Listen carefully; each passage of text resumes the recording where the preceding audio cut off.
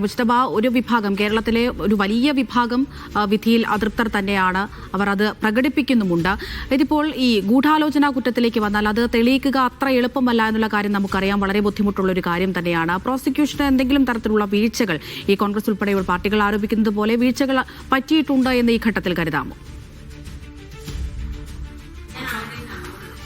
വിചാരണ കോടതിയുടെ വിധി അത് ഒരു 5 മിനിറ്റ് നീണ്ടു നിൽക്കുന്ന ഒരു വളരെ മറ്റു കാരണങ്ങളിലേക്ക് പോകാതെയുള്ള അതിന്റെ വിധി മാത്രമാണ്. കുറ്റക്കാരാണോ അല്ലയോ എന്നുള്ള ഒരു കാര്യം മാത്രമാണ് പറഞ്ഞത്. അതിനോടൊപ്പമാണ് വെറുതെ വിട്ട കാര്യത്തിൽ അവരെ പ്രോസിക്യൂഷന് കൃത്യമായി ഇവർ കുറ്റം ചെയ്തിട്ടുണ്ട് എന്ന് തെളിയിക്കാൻ കഴിഞ്ഞിട്ടില്ല, അതിലേക്കുള്ള തെളിവുകളിലേക്ക് എത്താൻ കഴിഞ്ഞിട്ടില്ല എന്ന് ജഡ്ജി പറയുന്നത്. അപ്പോൾ അതിനർത്ഥം ജഡ്ജി തന്നെ പറയുന്നു, ഇങ്ങനെ വലിയ പ്രോസിക്യൂഷൻ നോട്ടുകൾ 2000 മുതൽ 4000 വരെയുള്ള പ്രോസിക്യൂഷൻ നോട്ട്സ്, ആ നോട്ട്സ് തയ്യാറാക്കിയപ്പോൾ അതിനകത്തുള്ള ലൂപ്പ് ഹോൾസ് ഇതിനകത്ത് കടന്നുകൂടിയിട്ടുണ്ട് എന്നുകൂടി വിലയിരുത്തിക്കൊണ്ടാണ് ഇപ്പോൾ ഈ ഒരു കാര്യം ജഡ്ജി പറയുന്നത്. പക്ഷേ അത് എത്ര കണ്ട് ഏതൊക്കെ തരത്തിലുള്ള ലൂപ്പ് ഹോൾസ് ആണ്, എന്തൊക്കെ പിഴവുകൾ അതിനകത്ത് ഈ പ്രോസിക്യൂഷന്റെ ഭാഗത്ത് സംഭവിച്ചിട്ടുണ്ട്, വീഴ്ചകൾ എന്തൊക്കെയാണ് എന്നതുൾപ്പെടെയുള്ള കാര്യങ്ങളിലേക്ക് പോകണമെങ്കിൽ അത് അക്കമിട്ട് നിരത്തി ഇന്ന കാര്യങ്ങൾ കൃത്യമായി തെളിയിക്കാൻ കഴിഞ്ഞില്ല, അതിന് ഉപോത്ഫലകമായ തെളിവ് കൊണ്ടുവരാൻ പ്രോസിക്യൂഷന് കഴിഞ്ഞില്ല എന്ന് നമുക്ക് ഈ ഘട്ടത്തിൽ പറയാൻ കഴിയില്ല.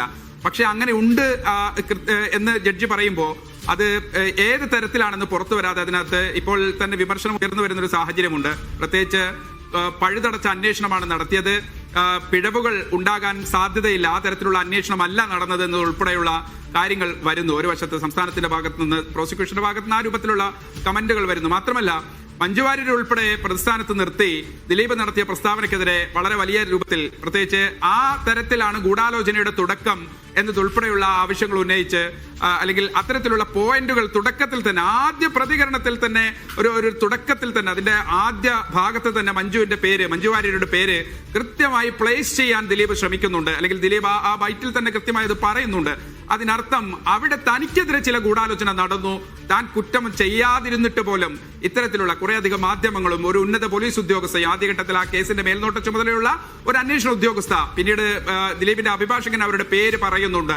ആ രൂപത്തിൽ ബി സന്ധ്യയുടെ ഉൾപ്പെടെ പങ്ക് ഇതിനകത്തുണ്ട് എന്നതുൾപ്പെടെയുള്ള മഞ്ജുവിന്റെയും സന്ധ്യയുടെയും അതോടൊപ്പം തന്നെ മറ്റു മാധ്യമപ്രവർത്തകരുടെയും ഒക്കെ പങ്കുണ്ട് എന്ന രൂപത്തിൽ കൃത്യമായി തന്നെ അത് പ്ലേസ് ചെയ്തുകൊണ്ടാണ് ദിലീപിന്റെ ആദ്യത്തെ പ്രതികരണം എന്ന് പറയുന്നത്. അങ്ങനെയെങ്കിൽ അത് ദിലീപ് ഇക്കഴിഞ്ഞ എല്ലാ വാദങ്ങളിലും, ദിലീപും അതോടൊപ്പം തന്നെ വെറുതെ വിട്ട പ്രതികളുമൊക്കെ ഈ പ്രോസിക്യൂഷൻ വാദത്തെ എതിർത്തുകൊണ്ട്, നമുക്കറിയാം ഈ ഘട്ടത്തിൽ ഈ കേസിന്റെ വിചാരണ ഘട്ടത്തിൽ നടന്ന വർഷങ്ങളെ നീണ്ടുനിന്ന വിചാരണ നടപടികളുണ്ട്, സാക്ഷി വിസ്താരങ്ങളുണ്ട്, ക്രോസ് വിസ്താരങ്ങളുണ്ട്.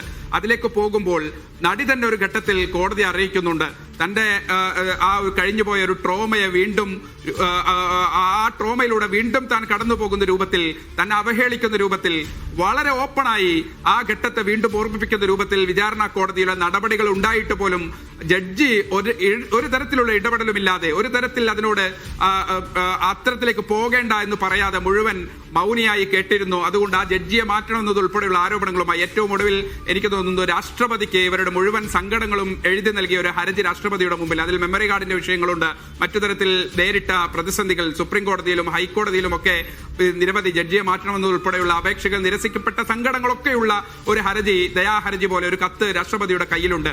പക്ഷേ ആ രൂപത്തിലേക്കൊന്നും ഇനി ഒരു കുറെ കൂടി അത്തരം കാര്യങ്ങൾ കൂടി പരിഗണിക്കേണ്ട ഒരു ഘട്ടമെന്ന് പറയുന്നത് ഭരണഘടനാ കോടതികളിൽ ഈ കേസിന്റെ വസ്തുതാപരമായ പിഴവുകൾ ഉണ്ടെങ്കിൽ അത് തിരുത്തുകയും അതുമായി മുന്നോട്ട് പോവുകയും ചെയ്യേണ്ട ഒരു ഘട്ടത്തിലാണ് അത്തരം വിഷയങ്ങൾ കൂടി ചർച്ച ചെയ്യുക. മാത്രമല്ല ഇതിന്റെ ഈ ഒരു ഘട്ടത്തിൽ എനിക്ക് തോന്നുന്നു പൾസർ സുനിയുടെ ജാമ്യാപേക്ഷ സുപ്രീം കോടതി പരിഗണിക്കുന്ന ഘട്ടത്തിലാണ് അന്വേഷണ ഉദ്യോഗസ്ഥനായ ബൈജു പൗലോസിനെ ഒരുപക്ഷെ 2-2.5 മാസം എടുത്ത് 3 മാസത്തോളം നീണ്ടു നിൽക്കുന്ന ക്രോസ് വിസ്താരം ഒരു അന്വേഷണ ഉദ്യോഗസ്ഥന് മാത്രം നീണ്ടുനിന്നു എന്നുള്ളതാണ്.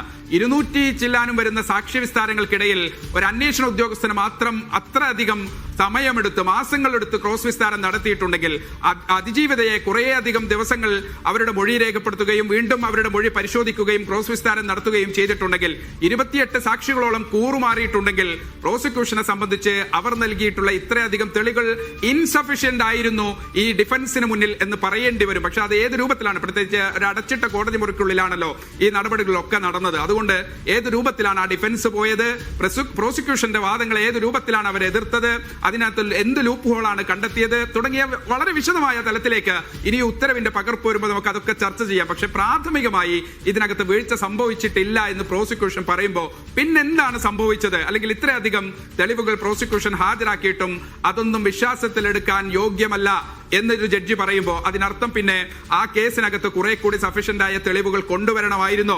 അതല്ല, ഇതിനകത്ത് ഇപ്പോൾ കൊണ്ടുവന്ന തെളിവുകൾ ഒരു ഗൂഢാലോചനയിലേക്ക് 120B ഉൾപ്പെടെയുള്ള ഗൂഢാലോചനയിലേക്ക് നയിക്കാൻ ഉതകുന്ന പ്രത്യേകമായ തെളിവുകൾ അതിനകത്ത് ഉണ്ടായിരുന്നില്ല.